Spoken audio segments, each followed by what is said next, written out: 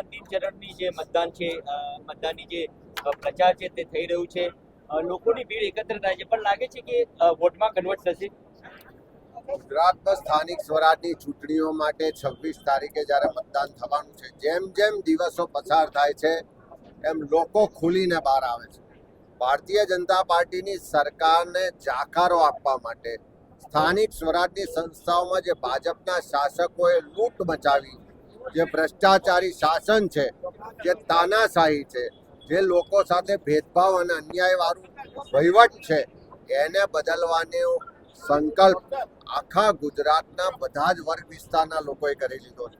અને એટલા માટે જે ભાજપના નેતાઓ છે, ભાજપના ધારાસભ્યો છે, સંસદ સભ્યો છે, ગોખલાહટમાં આવીને ગમે તેવા નિવેદન કરે, લોકોને ડરાવવા ધમકાવવા માટે ધમકીઓ આપે છે, પોલીસ અને પ્રશાસનનો દુરુપયોગ કરવાનો પ્રયત્ન કરે છે. આજે પણ કચ્છમાં હોય, અહીંયા આગળ ગાંધીનગરમાં હોય, રાજકોટમાં હોય કે અનેક જગ્યાએ પોલીસ દ્વારા કોંગ્રેસના ઉમેદવારોને ડરાવવા દબાવવાનો પ્રયત્ન કરે છે, મતદારોને ડરાવવા દબાવવાનો પ્રયત્ન કરે છે, ધમકીઓ આપવામાં આવે છે. પણ તેમ છતાં લોકો હવે કોઈ પણ જાતના ડર વગર, સંકોચ વગર ભારતીય જનતા પાર્ટીના શાસકોને ઉખેડી ફેંકવા માટે મક્કમ છે. અને હજુ પણ જેમ જેમ દિવસો નક્કી થશે, આગળ વધશે, એક એક ભાજપના ઉમેદવારને લોકો દોડાવશે. કોઈ પણ વિસ્તારમાં પ્રવેશ બંધી કરવામાં આવશે અને જોડે જોડે 27-26 તારીખે વધારેમાં વધારે મતદાન કરીને 28 તારીખે જ્યારે રિઝલ્ટ આવશે ત્યારે આખા ગુજરાતમાં કોંગ્રેસનો તિરંગો લહેરાવાનો છે. આ વખતે પરિવર્તનનો શંખનાદ થઈ ચૂક્યો છે.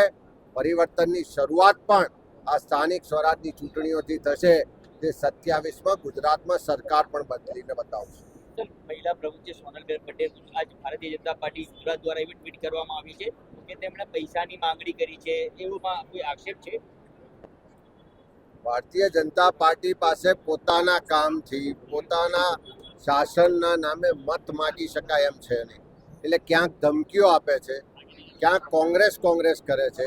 જેમ દેશના વડાપ્રધાન પદ પર બિરાજમાન નરેન્દ્રભાઈ મોદીએ પણ સંસદમાં ખોટી રીતે મહિલા આરક્ષણના નામે રાજનીતિ કરી. મહિલા આરક્ષણ માટે નહીં, પણ બંગાળ ને તામિલનાડુના ચૂંટણીઓમાં રાજકીય ફાયદા માટે આખા દેશને ગુમરાહ કર્યો. દેશના નામે જે પ્રજાજોગ સંબોધન કર્યું એ કોઈ વડાપ્રધાન તરીકે નહીં, પણ ભારતીય જનતા પાર્ટીના નેતા તરીકે કરતા હોય એ રીતે એના ભાષણમાં અનેક વખત કોંગ્રેસ કરીને કોંગ્રેસને ભાળવાનું કામ કર્યું. આખી દેશને દુનિયા એમને ઓળખી ગઈ છે. એમ ગુજરાતના ભાજપના નેતાઓ પાસે પણ એમને કહેવા જેવું, એમના કામથી મત મગાય એવું કોઈ રહ્યું નથી. એટલે ખોટો દુષ્પ્રચાર કરે. જે લોકોએ સોનલબેન સામે ખોટો આરોપ લગાવ્યો હતો એ બધા જ લોકોને મિસબિહેવ કર્યું છે, એમને પાર્ટીમાંથી સસ્પેન્ડ કરવામાં આવ્યા છે. કોઈ પણ જાતની અશિષ ચલાવી લેવામાં નહીં આવે. કોઈ પણ કોંગ્રેસના નેતૃત્વને ખોટી રીતે બદનામ કરવાની વાત ચલાવી લેવામાં નહીં આવે.